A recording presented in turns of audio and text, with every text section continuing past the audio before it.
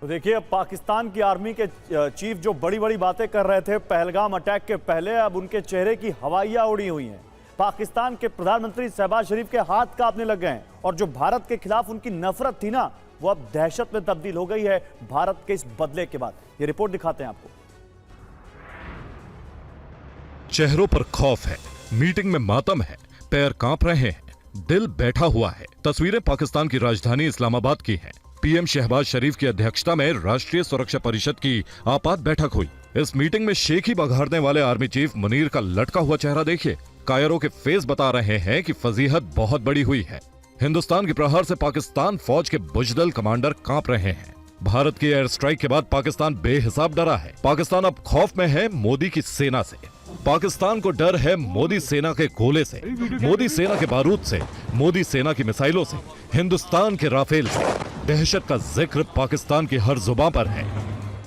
प्रधानमंत्री शहबाज शरीफ सहमे हुए हैं, आर्मी चीफ आसिम मुनीर खौफ में है, तो रक्षा मंत्री ख्वाजा आसिफ को कपकपी चढ़ी है। पाकिस्तान अगर डाल डाल है तो हिंदुस्तान की फौज पात पात। पीओके से लेकर पाकिस्तान तक जैश, लश्कर और हिजबुल के सभी ठिकाने आज कब्रिस्तान बन गए हैं। दहशतगर्दों का खात्मा पाकिस्तान में ही घुसकर किया गया है। तो भारत के एक्शन के बाद पाक के एनएसी के अपने चेहरे देखे, किस तरह से मुरझाए हुए, कोई जवाब जिनके पास ना हो, ऐसे चेहरे उनकी मीटिंग में नजर आए। मैं सीधे रुक करने जा रही हूं मेजर जनरल वीके दत्ता का। दत्ता साहब, ये चेहरे बता रहे हैं कि चोट बहुत गहरी हुई है और बिना सोचे समझे जो उन्होंने पाकिस्तान ने पहलगाम में आतंकी हमला किया, उन्हें अंजाम शायद पता नहीं था कि इतना खतरनाक होगा। और ये तो पहली किस्त है और आने वाली कई किस्तें अभी देखनी उन्हें बाकी है। बिल्कुल, देखिए ऐसा है, अगर आप अपने आप को आज के दिन में आसिफ मनूर के जूते में खड़े हों। अरे सर, जूते खाने वाले आदमी के जूते में डाल रहे हो आप, क्या कर रहे हो? आसिफ मुनीर को आज समझ नहीं आ रहा होगा, मैं रोऊं, मैं हंसूं, मैं सोऊं, मैं जागूं। उसकी नींद उड़ गई, उसके पीछे कौन खड़ा है? अगर एक आदमी जो आर्मी का चीफ है, बिना इलेक्टेड गवर्नमेंट या कैबिनेट की मंजूरी के बिना कोई कार्रवाई कर जाता है और उसका खामियाजा पूरे मुल्क को भुगतना पड़ता है, उस आदमी के पीछे आज के दिन कौन खड़ा है? कोई नहीं। ना उसके शायद कोर कमांडर भी इसको आज गालियां दे रहे होंगे कि आसिफ मुनीर तूने क्या कर दिया।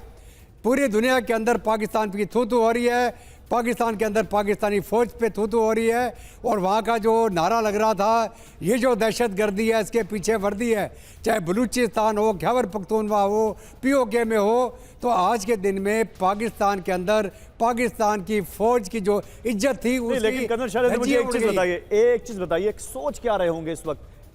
मतलब उनको अपनी जनता को भी तो जवाब देना होगा। ये किससे पूछे? मैं कर्नल शैलेंद्र से पूछूं, ये क्या सोच होगी इस वक्त उनके जहन में? पाकिस्तान क्या उन्होंने मतलब आज तक क्या ही किया है उन्होंने? आवाम उनसे जब पूछेगी तो क्या बोलेंगे उनको कि उन्होंने इस तरह का काम किया क्यों? वो बोल ही नहीं सकता।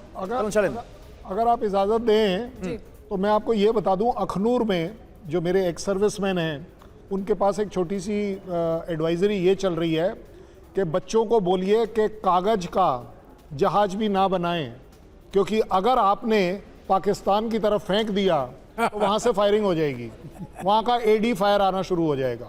ये हालत चल रही है ग्राउंड पर। सर, ये तो दिन में ही कर पाएंगे ना, रात में तो शहबाज शरीफ कह रहे हैं कि दिखाई नहीं दे रहा, आपने चोरी छिपे मार दिए हैं इस तरह से। भाई, मैं तो इसीलिए तो मैं कह रहा हूं कि अब आप दिन में भी एयरक्राफ्ट नहीं चला सकते, क्योंकि वो जो बेकार वाली जो चाइनीज एयर डिफेंस सिस्टम है वो अपने आप में काम नहीं कर रहा है। और इसकी प्रूफ अगर उनको चाहिए तो बहुत शर्म की बात है। जहां तक बात आ रही है कि मुल्ला मुनीर की जो आप बात कर रहे हैं, आप एक बार उसका फोटो देखिए, थोड़ा फोकस करवाइए अपने कैमरा से, आपको दिखेगा कि थोड़ा चेहरे पे सूजन है। वो सूजन इसलिए है क्योंकि ये श्रीमान जी को आदत है आलीशान घर में रहने की।